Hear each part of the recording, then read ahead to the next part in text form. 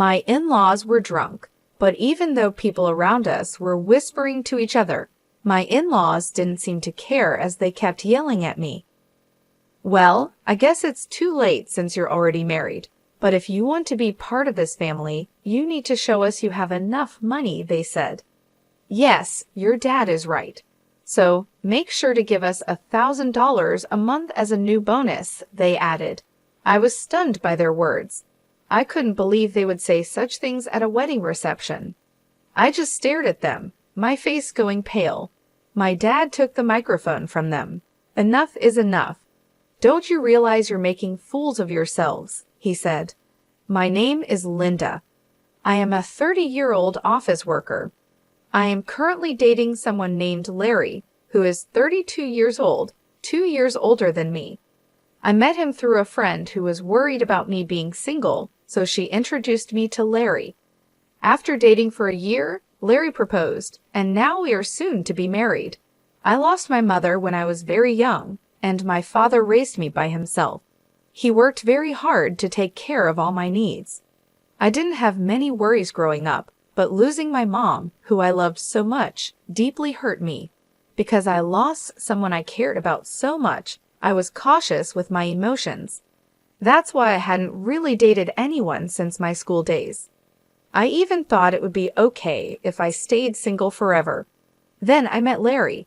At first, I didn't feel any romantic feelings for him, even though he asked me out many times. Larry really cared about me and was always a gentleman. Slowly, I began to open my heart to him, and we started dating. He kept caring for me, and I felt very happy. He became very special to me, and I started thinking I wanted to be with him forever. Then he proposed, and we decided to get married. Larry understood everything about me and was always kind to me, no matter what. "Don't worry, if you're ever feeling unsure about something, I'll be here for you until you feel better. I love you, Linda. You can count on me," he would say. His words moved me. He promised to make me happy for the rest of my life. Just being with him warmed my heart. If he cared that much for me, I thought I should do the same for him. When I told my father that we decided to get married, he was so happy that he cried. "Wow, Linda, you're finally getting married. I'm so happy for you," he said. "Oh, Dad, you're being dramatic," I joked. "Wow, I hadn't heard anything like that from you until now. I was always worried that you might never get married," he replied. "Oh, really? I had no idea you were worried about that," I said. "Well, every father worries about his daughter, you know. Anyway, congratulations," he said. "Thanks, Dad," I replied. I was so happy to be congratulated by my dad, who had raised me by himself. I thought I would probably cry at the wedding, and my dad would probably cry even more since he was already crying now. With that, Larry and I started preparing for our wedding. We were both busy with our jobs, so our days were very hectic. We worked during the weekdays and made wedding preparations over the weekends. There was no time to rest. Our calendars were always full. On the rare day off, we were supposed to visit Larry's parents' house. I was going to meet Larry's parents for the first time. Larry had come over to meet my father right after he proposed to me. Originally, I had planned to visit Larry's parents right after that to introduce myself, but they were very busy and our schedules never matched. Finally, some time passed and we managed to arrange a visit. As we arrived at his parents' house, I suddenly felt nervous. "Don't worry, my parents are very kind," Larry reassured me. His words made me feel a bit better, and I rang the doorbell. It was his mother who opened the door. "Mom, I'm home," Larry said. "Welcome home, Larry.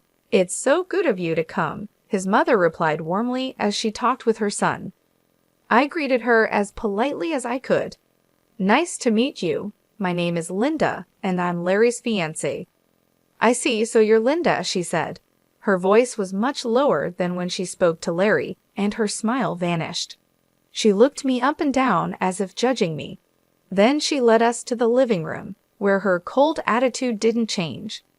"Linda, I'm curious about what you bring to the table. Larry is our treasure and our only child. If you're going to marry him, you need to be a suitable wife. Are you worthy of him?" she asked. more like an interrogation. I was taken aback by her question. I hadn't expected such a cold attitude from my future mother-in-law and was at a loss for words. "You're going to join our family, you know. Are you ready for that?" she continued. True, marrying Larry meant joining his family. But it's not like Larry's family were the Kennedys or some well-known high society family. It's not like I was marrying into a royal family.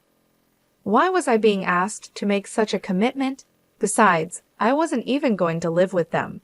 I don't like being pressured with questions like these.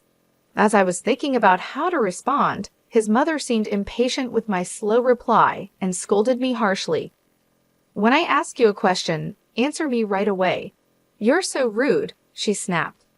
"I'm asking if you're ready for this," she continued, raising her voice.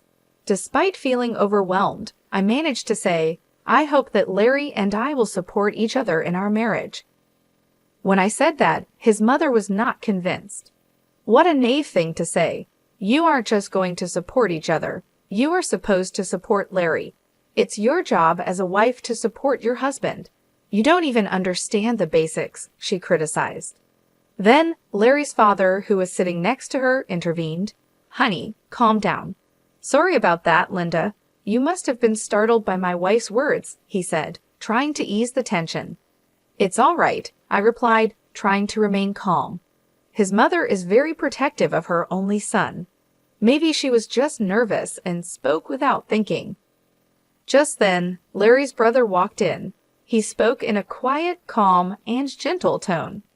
He seemed like a kind man, which gave me a moment of relief. But that relief was short-lived. With a smile on his face, he said the most unexpected thing. "What my wife says is actually justified. What concerns me the most is that you come from a single-parent family." "What do you mean by that?" I asked, confused. "Well, being raised by just one parent doesn't have a good public image. We can't be too happy to have such a person become the wife of our only son, can we?" he explained. "Hold on a minute," I said, unable to let this comment slide. "What is wrong with being raised by a single parent? My father worked very hard to raise me by himself. I am very thankful for my upbringing, and I am proud of my father. Being raised by a single parent doesn't make me any less valuable."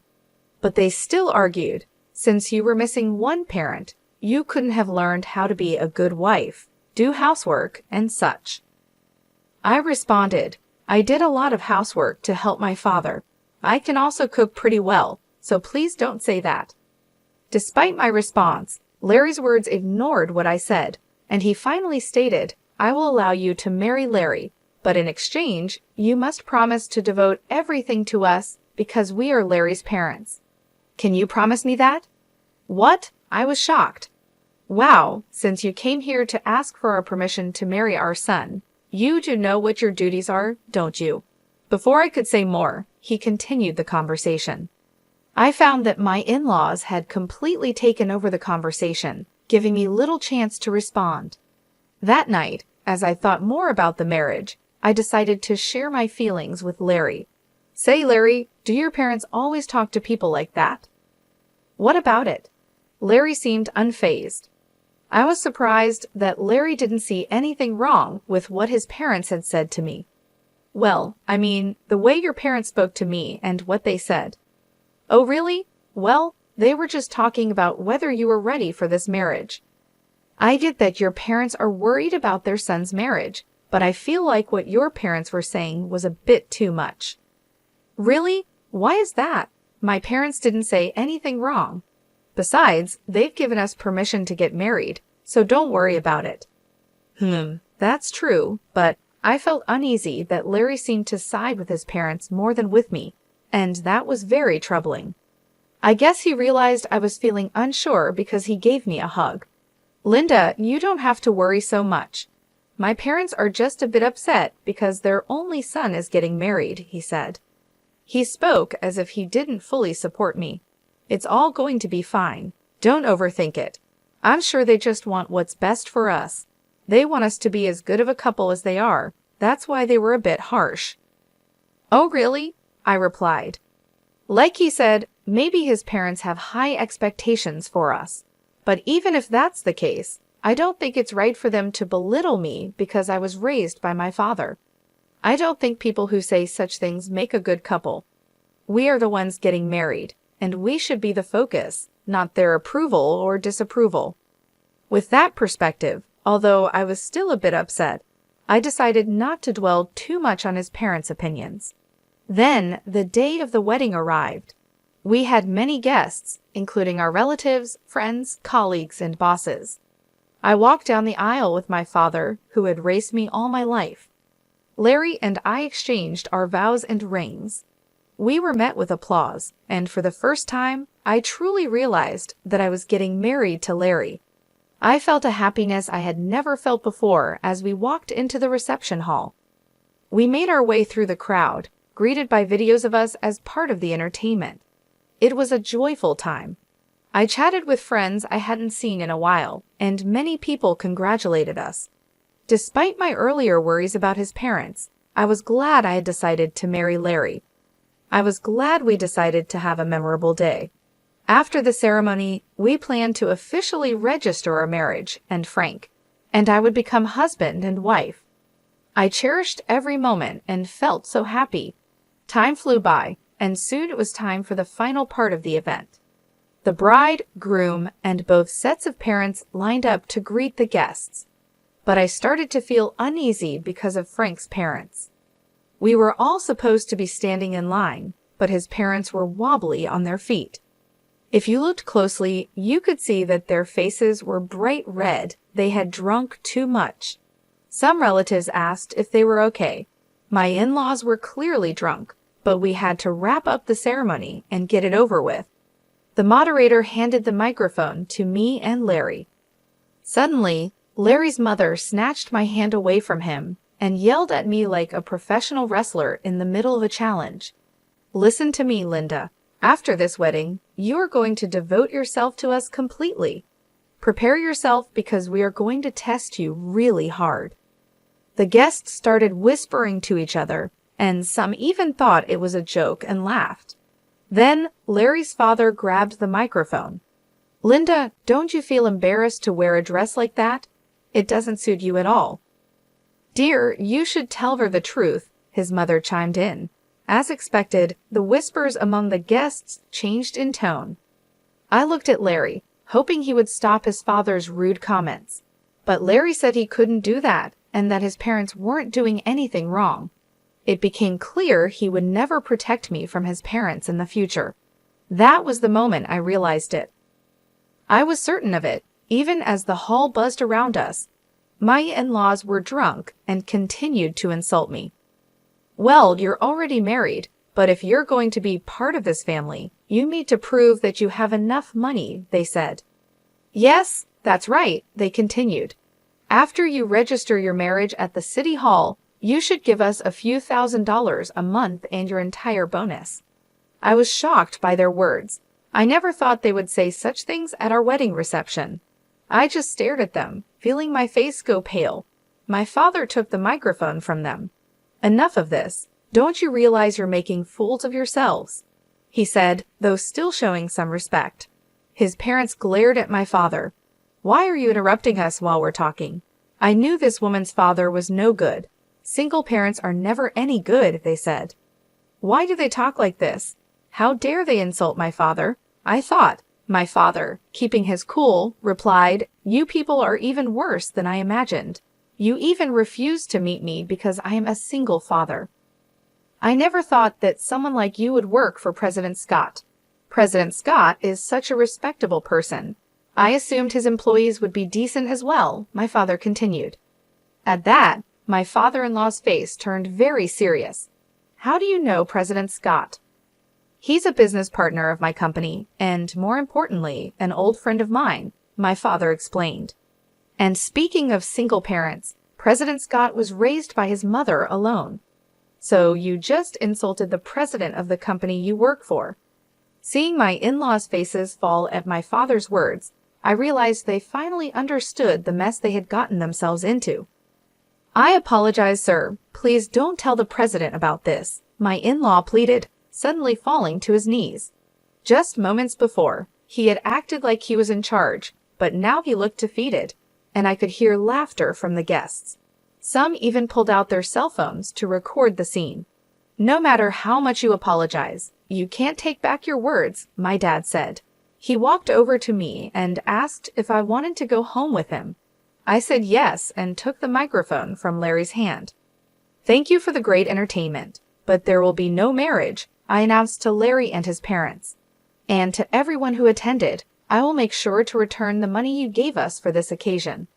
Then I left the reception hall with my dad. I caught a glimpse of Larry and his parents looking dismayed, and soon after, his relatives rushed over with worried expressions on their faces. The place must have been in complete chaos. As I returned their money, I apologized to the guests. They all expressed sympathy for me and praised me and my dad for our actions, saying it was good that we weren't taken advantage of by such terrible people. Later, Larry's coworkers who had attended the reception must have spread the word about what happened at his company. Larry became known for having such unreasonable parents and was criticized for having a weak character. His embarrassment was so great that he resigned voluntarily. And of course, the president of my father-in-law's company found out about the incident. Larry's father was demoted and sent to an insignificant division of the company, transferred to a remote office in the countryside. I heard that Larry's family has been ostracized by all his relatives because of what happened at the wedding. While it's unfortunate, it really was their own doing, and sometimes things like that just can't be avoided. In the meantime, I've been using this opportunity to strengthen my relationship with my dad. We've been spending more quality time together, and it's helped me appreciate all he's done for me even more. One day, he sat me down for a serious talk. "Linda, are you interested in running the business?" he asked, looking at me with a mixture of hope and seriousness. "Do you mean?"